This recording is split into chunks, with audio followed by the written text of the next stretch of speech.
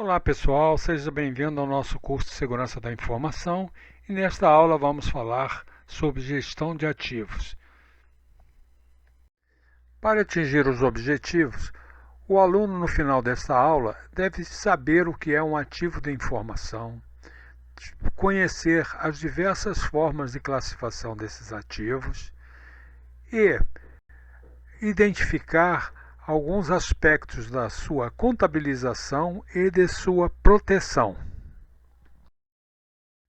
A bibliografia utilizada e recomendada para complementar esta aula é o livro de Segurança da Informação Descomplicada do professor Sócrates Arantes Teixeira Filho e Fundamentos de Segurança da Informação com base na ISO 27001 e na ISO 27002, do Hans Bars e Kils Hindsberg. A informação e os processos de apoio, sistemas e redes são importantes ativos para os negócios. Confidencialidade, integridade e disponibilidade da informação podem ser essenciais para preservar a competitividade, o faturamento, a lucratividade, o atendimento aos requisitos legais e a imagem da organização no mercado. Cada vez mais as organizações, seus sistemas de informação e redes de computadores são colocados à prova por diversos tipos de ameaça. Estas ameaças são dos mais diversos locais, das mais diversas formas. Incluem-se aí fraudes eletrônicos, espionagem, sabotagem, vandalismo, fogo e inundação. Problemas causados por vírus, hackers e ataques de Denial of Service estão se tornando cada vez mais comuns, mais ambiciosos e incrivelmente mais sofisticados. A dependência nos sistemas de informação e serviços significa que as organizações estão mais vulneráveis a ameaças de segurança. A interconexão de redes públicas e privadas e o compartilhamento de recursos de informação aumentam a dificuldade de se controlar o acesso. A tendência da computação distribuída dificulta a implementação de um controle de acesso centralizado realmente eficiente. Todo tipo de informação é alvo dos atacantes. Então, informações pessoais, peso, telefone, informações de segurança e informações do negócio são frequentemente alvos de todos esses tipos de ataques. Convém que as responsabilidades pela proteção de cada ativo e pelo cumprimento de processos de segurança específicos sejam claramente definidos. Convém que a política de segurança da informação forneça um guia geral sobre a atribuição de regras e responsabilidades de segurança na organização sobre os ativos. Todavia, o proprietário do ativo continua como responsável final pela segurança do ativo e convém que sejam capazes de determinar se estão sendo corretamente delegadas as responsabilidades. É essencial que as áreas pelas quais cada gestor é responsável estejam claramente estabelecidas. Em particular, recomenda-se que os itens seguintes sejam cumpridos. 1. Convém que os vários ativos e processos de segurança associados com cada sistema sejam identificados claramente e definidos. 2. Convém que o gestor responsável por cada ativo ou processo de segurança esteja de acordo e os detalhes dessa responsabilidade sejam documentados. 3.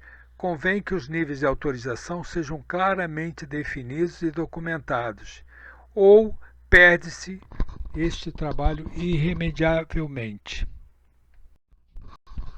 Um ativo normalmente é alvo de interesse de comunidades agressoras, em que seus agentes provocam ameaças nesses ativos, explorando vulnerabilidades. Esta ameaça normalmente é expressa por uma probabilidade de ocorrência. Então, quando a comunidade agressora percebe vulnerabilidades neste ativo, provoca ataques. Portanto, devemos fazer as medidas de proteção necessárias à proteção do ativo, evitando ou afastando ameaças. As medidas de proteção são controles de segurança que abrangem uma grande diversidade de ações. E quanto menos conseguirmos ter ameaças, ou seja, expectativas de acontecimento acidental ou proposital causado por um agente, isto pode afetar um ambiente ou um ativo de informação, levando a prejuízos altos. Portanto, nós não estamos falando só de proteção com relação a ataques, mas também em relação a acidentes. Para se fazer a gestão de ativos, a primeira coisa é fazer um cadastro desses ativos. Nesse cadastro, eu devo colocar qual é a descrição do ativo, quais são os riscos que este ativo corre, quais as diversas probabilidades de ataques, ações específicas em caso de ataque, que ações eu faço em caso de violação, definir quem é o gestor responsável pelo ativo, quais as proteções do ativo e suas operações e quais os possíveis incidentes. Uma vez contabilizados, podemos tratar da segurança dos nossos ativos. Como exemplo de ativos na empresa, podemos destacar informações na forma de documentos, bases de dados, contratos, documentos de sistemas, documentos de procedimentos, manuais, programas de computador, equipamentos, vamos dizer, servidores, redes e até softwares, pontos de armazenamento tipo pendrives, servidores de armazenamento, a própria nuvem, pessoas e seus conhecimentos, o design dos nossos produtos.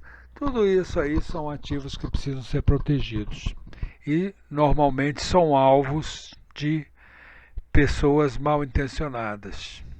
Então, para fazermos o nosso cadastro de ativos, cada ativo deve ter as seguintes informações. Primeiro, qual é o tipo do ativo. Segundo, quem é o responsável pelo ativo, entre aspas, o dono do ativo. A localização, o formato desse ativo, o valor do ativo para o negócio, qual a importância para o negócio, se possível colocarmos custos. O custo inicial para termos esse ativo.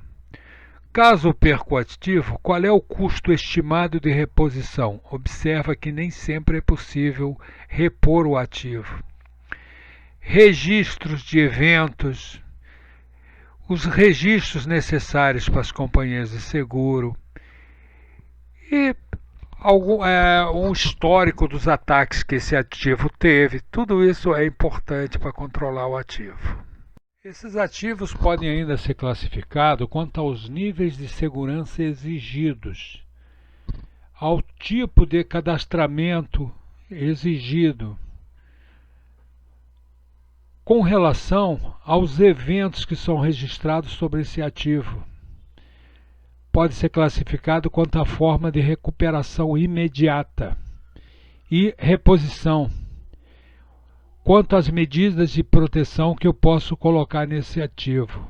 E principalmente, em caso de perda ou ataque do ativo, que pessoas, que gestores devem ser avisados e que providências devem ser tomadas. Com relação à classificação do ativo, nós podemos ainda classificar o ativo pela contabilização. Então, eu elaboro o inventário dos ativos de informação e atribuo responsabilidade sobre sua proteção. Ou posso também classificar os ativos pela informação. O sistema de classificação da informação é feito de acordo com o nível de proteção requerido para esse tipo de informação. Nós vamos ver alguns exemplos ainda nesta aula. Nessa transparência estamos mostrando um exemplo de uma classificação de uma política de segurança de informação com relação à classificação de arquivos. Então está lá, contabilização do ativo. Todo ativo de processamento estão relacionados ao plano de continuidade do negócio. Outro item, o inventário sistematizado de toda a estrutura que serve como base para a manipulação, armazenamento e transmissão dos ativos de processamento está registrado e é mantido mensalmente. Outra forma de classificação, 9.2.1. A informação é protegida de acordo com seu valor, sensibilidade, criticidade. Para tanto, no caso, a empresa possui um sistema de classificação de informação. Então, tudo isso já vem definido na política de sistemas de segurança da informação. Então, nessa transparência estamos mostrando a classificação dos ativos com relação à sua natureza. Então, sistemas de informações, bases de dados, documentação de sistemas, procedimentos, material de treinamento, plano de recuperação, informações armazenadas, aplicativos, ferramenta de desenvolvimento. Como ativo físico, equipamentos de comutação e comunicação, processadores, modems, mídias, equipamentos de processamento de dados em geral. E outro é ativo de serviço, serviço de comunicação, serviço de aquecimento, iluminação, serviço de manutenção, serviço de entrega e outros. Um aspecto importante para cada ativo é também procurar classificá-lo de acordo com o valor e grau de sensibilidade e importância atribuída pela própria organização. Então, por que isso? Porque eu tenho que avaliar até quanto eu posso proteger, porque a proteção custa dinheiro. E cada ativo deve ter a sua classificação de forma independente para podermos fazer avaliações de cada situação. E a classificação por valor não é imutável. Uma coisa pode ser considerada com um valor hoje e com outro valor em outra ocasião. Outra forma é classificarmos as informações disponíveis nos ativos com relação à confidencialidade. Então criamos uma classificação. Aqui no caso, por exemplo, colocamos como ultrasecretos, secretos, confidenciais e reservados. O quadrinho ao lado mostra como podemos fazer essa classificação já na nossa política de sistema de segurança da informação. Então, confidencial. A divulgação é para pessoas não autorizadas. A divulgação para pessoas não autorizadas pode causar danos graves à organização. Reservado a informações que, no interesse da organização, devam ser de conhecimento restrito e cuja revelação não autorizada pode frustrar o alcance dos objetivos e metas. Pública, a informação deve ser livre de acesso. Então, toda a informação ela pode ser classificada. Tem empresas que classificam da forma de sensível, ultrassensível e parcialmente sensível, né? Então, a gente, quando faz a classificação, a gente cria esse quadrinho e classifica as informações segundo isso daí, tá? Segundo o quadro que vocês definiram, ou que vem especificado na política da informação, na política de sistemas de segurança da informação. A política de segurança da informação deve definir como se deve ser feita essa classificação, definir diferentes níveis de sensibilidade na estruturação da informação. Ela deve ser classificada como ultrasecreto, secreto, confidencial, restrito e público, por exemplo. E para que tipo de assunto classificado, que grupo de pessoas está autorizado a ver esse tipo de assunto? Quem pode ter acesso a ultra secreto? Qual é o grupo de pessoas que pode ver o que é confidencial? Outra coisa importante também não adianta nada você classificar em ultra secreto, secreto, se os documentos ficam em cima da mesa. Então é obrigatório, no final do expediente, a mesa ficar sem nenhum documento. O funcionário chega de manhã para trabalhar, chega no início do seu expediente para trabalhar com a mesa limpa. E ao sair deve deixar a mesa da mesma forma. Essa é a política da mesa limpa. Ainda sobre a classificação da informação, quando nós trabalhamos em pastas em redes, nós devemos ter um dono por cada pasta, e este dono dá acesso ao grupo de pessoas autorizadas. O dono tem autoridade sobre o ativo, e o dono classifica o ativo e quem pode acessar essas informações.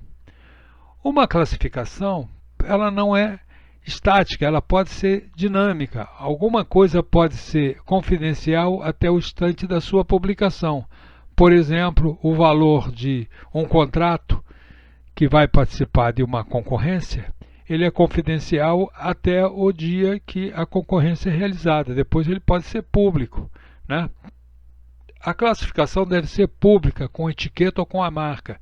Normalmente nós colocamos uma etiqueta escrito confidencial, secreto, ultra secreto e muitas vezes em outra cor. Todo ativo com informação restrita deve ter suas cópias controladas. Eu devo fazer controle de versões.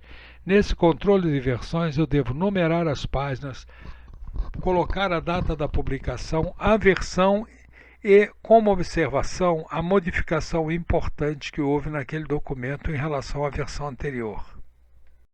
Nós podemos agora também fazer uma classificação quanto à disponibilidade. Normalmente eu coloco categorias de recuperação. Então, eu coloco como categoria 1 um ativo que deve ser recuperado em X minutos, por exemplo, um site de vendas. Categoria 2 deve ser recuperado em Y horas. Categoria 3 deve ser recuperado em Z dias. Categoria 4 em N semanas. Categoria 5. A importância do tempo de recuperação varia de acordo com o período. Por exemplo, o sistema que roda a folha de pagamento é importante na data do pagamento, mas não é crítico em outros períodos. E categoria 6, aplicações não críticas. Então, essas categorias aí foram colocadas como exemplos, mas o importante é você categorizar para ver um nível de criticidade na recuperação daquela informação. Nessa transparência, nós estamos apresentando um exemplo da classificação da informação quanto à disponibilidade. Então, tipo, exigência de recuperação em curto espaço de tempo. Pode abranger categoria 1 e categoria 2. A indisponibilidade, além de um breve período de tempo, pode causar prejuízos inaceitáveis. Exemplo, sistemas que viabilizam a realização de transações em uma instituição financeira que atua no mercado de ações. Nossa!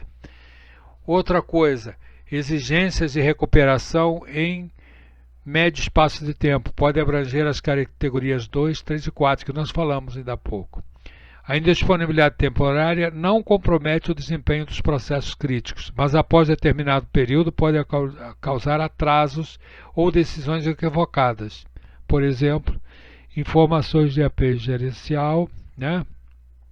Resultado de vendas, indicador de produção, etc. Então, depois de classificar categorias, eu vou pegar as minhas informações, meus ativos e enquadrar nessas categorias, já olhando a disponibilidade da informação.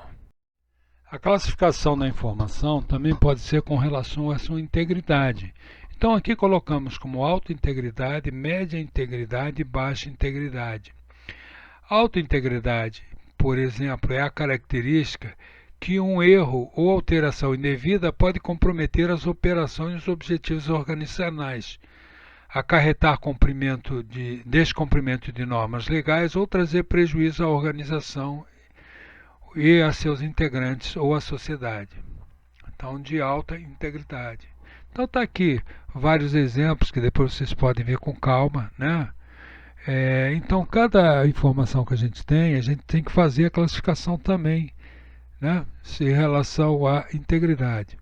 Então, média exigência de integridade. A criação com erro ou alteração indevida não compromete as operações nem traz impacto exagerado, mas pode causar algum prejuízo. Então, nós devemos também fazer uma classificação das nossas informações com relação à integridade.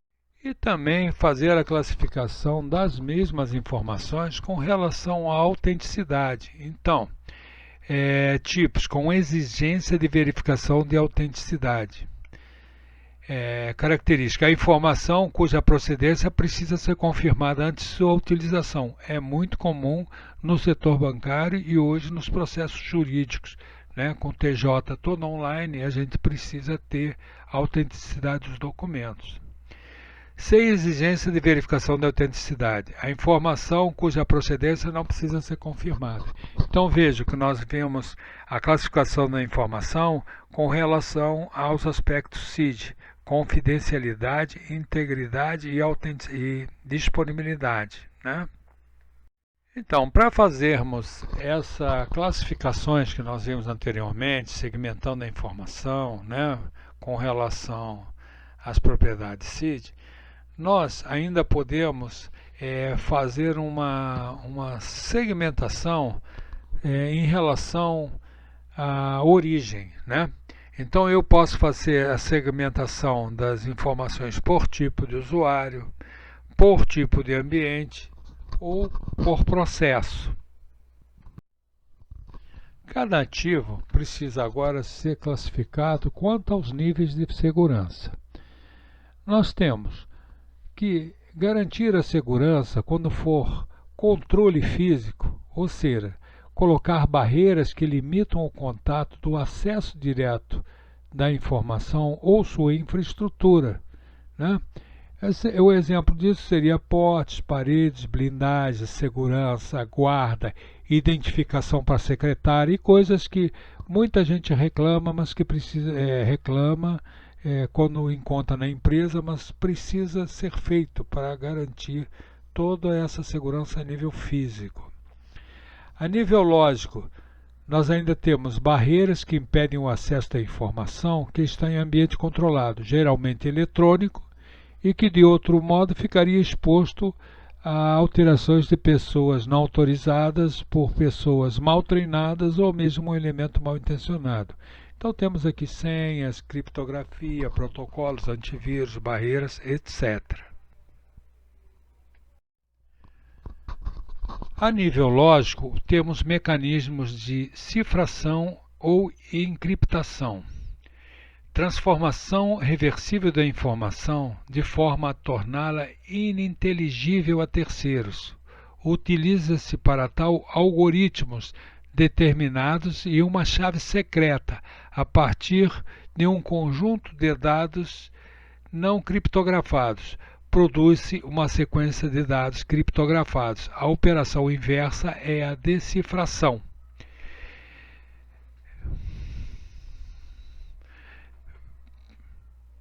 A assinatura digital é um conjunto de dados criptografados associados a um documento do qual são função garantindo a integridade e a autenticidade do documento associado, mas não a sua confidencialidade. Nós vamos ver isso em aula futura.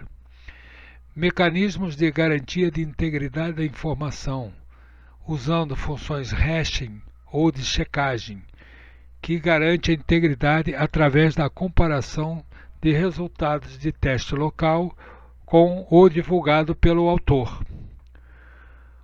Outra coisa também são os mecanismos de controle de acesso, com palavras-chave, sistemas biométricos, firewalls, cartões inteligentes. Podemos ter mecanismos de certificação, que atesta a validade de um documento e usa conceitos de criptografia.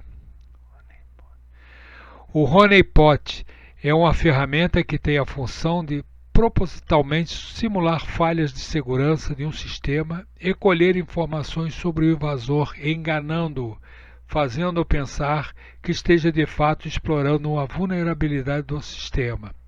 É uma espécie de armadilha para invisores. O honeypot não oferece nenhum tipo de proteção. Podemos definir protocolos seguros. O uso de protocolos garante um grau de segurança e usa algum mecanismo citados em criptografia. Atualmente existe grande variedade de ferramentas e sistemas que pretendem fornecer segurança. Alguns exemplos: antivírus, firewall, filtros anti-spam, fuses, detector de intrusões, análise de código, etc. Mas deve-se destacar que nunca estamos totalmente seguros. Com relação à segurança física, a norma recomenda que se trace perímetros de segurança claramente definidos. Perímetros de prédios que tenham processamento de dados sem brechas que facilite invasão. Sempre implementar área de recepção de visitantes. Sempre implementar barreiras físicas, portas, segurança. Sempre implementar portas de incêndio com sensores para evitar acidentes ou mesmo atentados. As pessoas são os importantes ativos dentro da empresa. Então eu tenho que ter uma preocupação específica com relação à segurança das pessoas. Segurança na definição e nos recursos de trabalho. Tem por objetivo reduzir os riscos de erro humano, roubo, fraude ou uso indevido das instalações. Incluir segurança nas responsabilidades do trabalho. As regras de responsabilidade de segurança devem ser documentadas onde for apropriado, de acordo com a política de segurança da informação da organização. Elas devem incluir as responsabilidades gerais pela implementação ou manutenção da política de segurança, assim como quaisquer responsabilidades específicas para a proteção de determinados ativos ou pela execução de determinados processos e atividades de segurança. Uma vez classificados, nós podemos ver que alguns itens podem necessitar de um nível adicional de proteção ou de um tratamento especial. Temos que assegurar que os ativos da informação recebam um nível adequado de proteção, de acordo com a sua importância e classificação que já fizemos anteriormente. A informação deve ser classificada para indicar a importância, a prioridade e os níveis de proteção. A informação possui vários níveis de sensibilidade e criticidade, e para cada nível eu devo ter toda uma definição de tratamento e segurança. Outra técnica para nós fazermos a classificação é trabalharmos com anéis de proteção. Então eu dividi esse anel, como vocês veem na figura, em partes que tratam a informação e partes que tratam o espaço, a partir do diâmetro, né? Ameaças que são identificadas requerem medidas que são específicas para cada tipo de espaço. Bom, então está aqui. Eu, assim, de fora para dentro, eu tenho a informação mais geral, que é pública, depois a interna, sensível e muito sensível. E quais são os mecanismos que eu tenho para fazer isso? A muito sensível, armário ou cofre, né? Ou alguma coisa eletrônica similar. Sensível, separação por paredes. Interna, parede externa, e a pública simplesmente fechada por uma cerca, né? Então, então nós podemos ver fisicamente, seria o espaço externo, seria um prédio, né? O local do trabalho seria essa parte definida pela parede, né? E o objeto, que seria dentro de um cofre ou armário, né? Então nós podemos usar também a classificação segundo os anéis de proteção. É uma das técnicas. Deve-se fazer um gerenciamento da utilização dos ativos do negócio. Uma forma é controlar e gerenciar os riscos sobre esse ativo. Com isso, podemos também usar logs de utilização do ativo, controlar mudanças feitas no ativo, incidentes em cima desse ativo. Tudo isso deve ser feito em relação a cada ativo. Então, os cuidados que nós devemos ter ao lidar com os ativos de negócio são, nem sempre você tem uma intenção maliciosa. Então, nós devemos treinar o pessoal para evitar erros que possam ocorrer pelo uso incorreto. O uso incorreto leva a danos. Isso tem que ser consciente. Manter um manual de instruções de forma clara. Todo ativo é sujeito a regras e as regras devem ser respeitadas. Regras de uso dentro e fora da organização de cada ativo devem ser definidas. Então, por exemplo, os ativos que estão em mídia, né? Que cuidados eu devo tomar com eles? Então, eu tenho que evitar que as informações caiam em mãos erradas. Uma das coisas que se toma muito cuidado é com os descartes dessas mídias, pendrives, fitas, disquetes e até computadores. Né? Eles precisam ser limpos, eles muitas vezes têm informações críticas ali dentro. Usar aqui o Bring Your Prop Device, quer dizer, você tem que ter o seu próprio equipamento, né? Principalmente esses equipamentos que estão aqui. Outra coisa é tomar cuidado com os transportes de mídias, né? Roubos, acidentes, né? Muitas vezes você pode perder uma mídia com informações críticas para a sua empresa. Um outro aspecto é quando o meio é papel. Então a gente tem que ter procedimentos para proteção de documentos em papel, cuidado com cópias, as formas de armazenamento, a transmissão via correio e principalmente o descarte seguro. Nós precisamos eliminar a informação através do meio, né, picotando, etc. Então, os cuidados. Eu uso de rótulos para identificar o tratamento confidencial. Eu tenho que ter política que assegure a guarda e o local protegidos. Eu tenho que ter procedimentos especiais para a reprodução. Eu não posso qualquer mandar um documento importante para o meu departamento de cópias e lá qualquer um tem acesso a esse documento, não é? Vocês vejam o custo que o governo tem para fazer provas tipo do Enem, né? Porque o problema é a reprodução e transporte, né? Recepção e envio controlado, todos esses cuidados aqui a gente tem que tomar, devemos tomar para evitar que a informação se perca ou se divulgue de forma indevida. Também deve-se tomar cuidado com mídias em computador, né? Eu tenho que ter armazenamento contra furtos de informação. Eu tenho que, ao sair com o meu computador, ao descartá-lo, remover o conteúdo.